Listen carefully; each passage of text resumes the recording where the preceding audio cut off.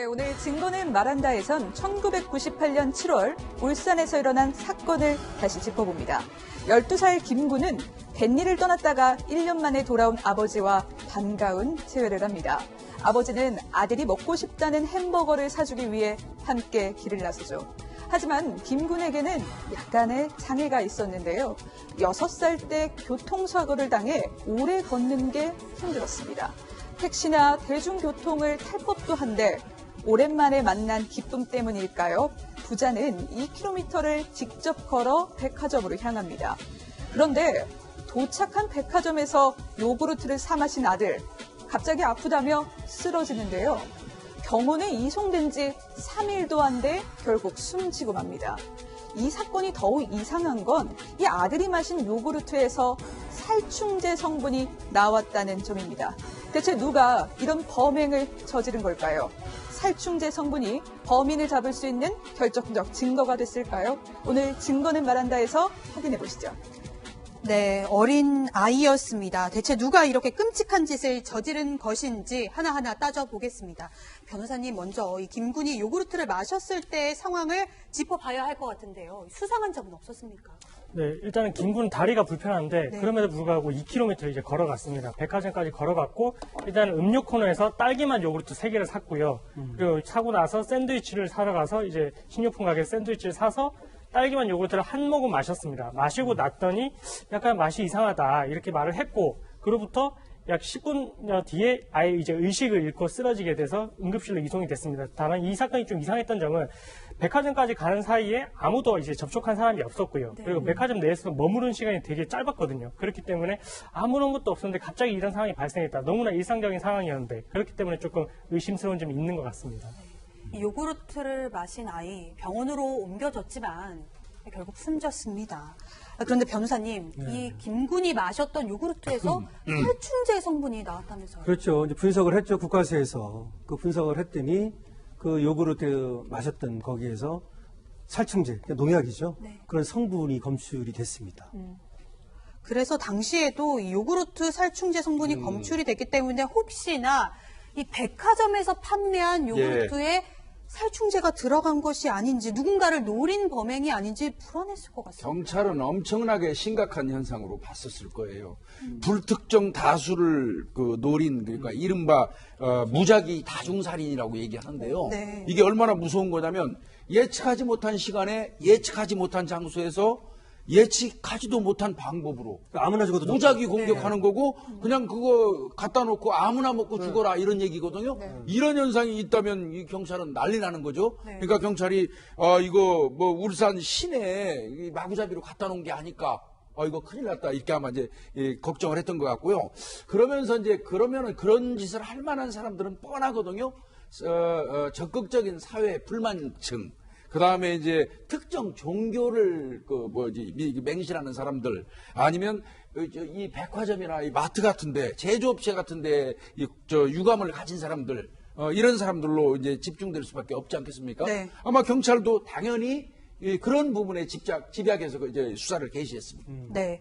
만약에 불특정 다수를 노린 범죄라면 추가 피해를 막기 위해서라도 경찰이 빠르게 수사에 나서야 할 것 같습니다. 네. 그런데 이 요구르트 병을 살펴보니까 뭔가 좀 다른 점이 있었다면서요? 네, 경찰은 먼저 아까 말씀하신 대로 불특정 다수를 노린 범죄가 아닐까 여기에 집중했습니다. 네. 그래서 살펴본 것이 바로 요구르트 제조 공정이었습니다. 요구르트 제조 공정에 혹시 독극물이 들어간 건 아닌지 먼저 의심했죠. 하지만 살펴봤더니 제조 과정에서 이물질이 들어가는 건 사실상 불가능했습니다. 그렇다면 외부에서 주입했다는 것일 텐데요. 네. 근데 이 요구르트를 요리조리 돌려봐도 외부에서 주입한 흔적이나 주사바늘 같은 흔적은 전혀 발견되지 않은 겁니다. 즉 요구르트를 사서 뚜껑을 열어 누군가 고의로 독극물을 집어넣었을 가능성이 가장 높은 겁니다. 네, 요구르트 병에서는 전혀 이 외부에서 뭐 주사바늘이나 이런 흔적이 나오지 않았습니다. 그래서 사건은 다시 원점으로 돌아가게 됩니다. 경찰 입장에서는 그렇다면 그 당일 함께 있던 아버지를 의심할 것 같습니다. 그렇죠. 결국 요구르트 속에 어떻게 살충제가 들어갔는가 이거 아닙니까? 네. 근데 아버지를 이제 의심할 수밖에 없는데 아버지가 뭐라 그랬냐면은 이 아들이 요구르트를 골랐다 이렇게 얘기를 했거든요. 근데 경찰들이 CCTV를 확인해 보니까 아버지가 고르는 거예요. 그러면 자신이 골라놓고서는 아들이 골랐다고 거짓말을 했다는 얘기 아닙니까? 그게 뭔가 이상하구나라고 생각을 했죠. 근데 이 두 사람은 1년 만에 만난 거예요. 같이 계산하는 게 아니라. 네. 그러고서 그날 백화점에 갔다는 겁니다. 그래서 여러 가지를 보니까 아버지가 의심스럽다. 일단 이렇게 됐습니다. 네, 그런데 아버지지 않습니까? 함께 있었다는 것만으로는 경찰 입장에서는 유력한 용의 선상에 오를 수는 없을 것 같은데 그런데 수상한 게 있었나요? 당연히 그렇죠. 아버지가 그럴 일이 없다고 생각하는데 그런데 이 아버지는 약간의 특이한 행동을 했어요. 일반인의 경우라고 하면은 그 백화점이나 마트에서 음식물을 사서 먹고 나서 탈이 나면 일단은 그 식중독 같은 거를 의심을 하죠. 누가 설마 독극물을 상상이나 하겠습니까? 근데 이 아버지는요. 처음부터. 병원도 바로 가지 않고 애초부터 이 백화점 측에다가 당신네들이 진열한 요구르트 먹고 병이 났는데 거기에 독극물이 섞여 있었다고 이야기를 했어요. 사실 상상도 할 수 없는 그런 이야기를 이 사람이 했다는 거는 어떤 면에서 보면 이 사람은 독극물이 있다는 걸 알고 있었다는 뜻도 되거든요. 네. 그런 부분 하나. 또 두 번째는 아이가 중환자실에 있는데 백화점에 항의하는 것만 집중했었고 아이는 죽어가는데도 병원 밖으로 나올 때 웃으면서 나오는 게 포착이 된 겁니다. 심증이 갑니다. 일단 누군가 말하지도 않은 독극물에 대해서 항의를 했고 그리고 아버지가 웃고 있었다. 그런데 위원님 사실 이 아버지의 행적을 살펴볼 필요가 있는데 이 사전에도 뭔가 수상한 행동이 있었다면서요. 아버지는 아이를 데리고 이제 다리가 불편한 아이라고 해요. 네. 다리가 불편한 아이를 차를 타고 갈 수도 있다고 하는데 약 한 2km 남짓 되는 것 같은데 아이의 손을 잡고 구태여 걸어갔다고 했고요. 네. 아이는 속옷도 입지 않은 상태에서 굉장히 남루한 옷을 입고 있었는데 이 남성 같은 경우는 굉장히 제대로 격식을 갖춘 이 복장을 착용하고 있었다는 거예요. 그래서 일반 여느 이 부자 간의 어떤 행색이나 네. 행동은 아니었다고 합니다. 네. 그리고 이 아빠는 이 사전에 수차례 같은 백화점에 방문을 해서 같은 요구르트를 구입한 사실 역시 경찰 조사에서 드러났습니다. 그렇다면 변호사님 궁금한 게 있는 게 또 이 수상한 점이 발견이 되네요. 이 아빠만 이 요구르트에서 뭔가 역한 냄새를 맡았다 이렇게 주장했다면서요. 네, 이 살충제 성분의 특징이 일단은 색깔은 외관상 이제 포도주의 색깔을 띠고 있고요. 그래서 냄새는 뭐 딱히 나지는 않고 약간 단맛이 나는 특징이 있다라고 합니다. 그래서 이 농약 전문가의 말에 의하면 이걸 이제 향이 나는 그런 이제 식품에 섞으면은 알 수 없는 이제 그런 수익이라고 하는데. 살충제를 고른 거죠. 네, 네. 근데 이제 어떻게 보면 이제 아이 아버지 같은 경우에는 약간 이제 식초에 역한 냄새가 났다. 이렇게 이제 주장을 하고 있는데 그 사건 이후에 바로 이제 옆에 있던 그 매장 직원이 그 냄새를 또 맡아봤죠. 근데 매장 직원의 말에 의하면 특별한 이상한 냄새는 또 맡지 못했다라고 이제 말하고 있는 것으로 봐서는 약간 아버지의 말에 조금 신빙성이 떨어지는 게 사실인 것 같습니다. 네, 아버지의 수상한 행동이 포착이 됐습니다. 해당 살충제는 포도주 색깔이 나고 냄새가 나지 않고 단맛이었는데 아버지만 이 수상한 역한 냄새가 났다 이렇게 주장을 한 겁니다. 그러니까 아버지의 주장과 실제 경찰 조사로 드러난 독극물이 달랐다는 건데 그렇다면 여기서 이 아버지를 의심을 할 수밖에 없을 것 같은데 이 범행 동기가 궁금하거든요. 혹시나 이 아들을 키우는 것에 대해서 아버지가 부담을 느꼈을 가능성은 없을까요? 그럴 가능성도 한번 추측해 볼 수 있을 것 같은데요. 사건 당일로 한번 돌아가 보겠습니다. 목격자가 여럿이에요. 여기는 백화점이었잖아요. 그렇죠. 그럼 백화점 점원들이 이 부자를 봤을 거 아니에요. 근데 뭐 워낙 손님이 많으니까 기억 못할 법도 한데 부자를 정확하게 기억합니다. 이유가 아까 위원님도 말씀하셨지만 의상이 너무 달랐대요. 네. 아이는 속옷도 착용하지 않고 굉장히 남루한 차림의 아이였는데 아버지는 말끔하게 차려입어가지고 부잣집 사람인가? 이렇게까지 의심이 들 정도였다고 합니다. 그렇게 너무나도 다른 부자의 모습 점원들 눈엔 기억이 났는데요. 또 이게 아까 말씀하신 것처럼 네. 이게 혹시 장애 아이를 키우는데 경제적 부담이 들어서 혹시 이런 걸 한 게 아닌가 살펴봤는데 이 아버지가 뱃일을 했단 말이에요. 뱃일을 해서 자신은 1년 동안 돈을 모았다. 돈 있다. 뭐 이렇게 주장을 했나 봅니다. 하지만 실제 그쪽 뱃일 업체에서는 이 아버지가 일한 건 8일밖에 되지 않는다라고 해서 이 아버지의 경찰 측 해명과는 다른 걸로 확인됐습니다. 경찰 입장에서는 여러 가지 가능성을 보겠지만요. 네. 아버지가 이 장애가 있는 아이를 어떻게 제거하려고 했다는 그 부분도 당연히 경찰이 봅니다. 네. 그런데 아마 좀 더 아마 비중을 뒀던 거는 백화점을 상대로 해서 금품을 갈취할 목적이 있는 그렇죠. 걸로 봤을 것 같아요. 그렇다면 이 사람 재산 상태가 어느 정도인지 경찰이 확인을 할 수밖에 없잖아요. 네. 그래서 아버지한테 물어본 거예요. 당신 형편이 어떠냐 하는 걸로 이제 접근을 하니까 이 사람이 그렇게 얘기한 거예요. 나 1년 동안 뱃일을 해갖고 돈은 가질 만큼 가지고 있어. 꽤 된다. 돈 가지고 범행할 사람 아니야. 이런 네. 얘기죠. 쉽게 얘기해서. 네. 그런데 지금 전에 김단비 기자님이 말씀하신 것처럼 1년 동안 배 탄 게 아니에요. 8일 동안 달랑 배 타고 그냥 없어진 사람이거든요. 그러니까 네. 돈을 모았을 확률도 없는 거죠. 그렇죠. 본인은 뱃일을 주장했지만 그렇다면 그 1년 동안의 행방이 확인이 되지 않은 상황입니다, 변호사님.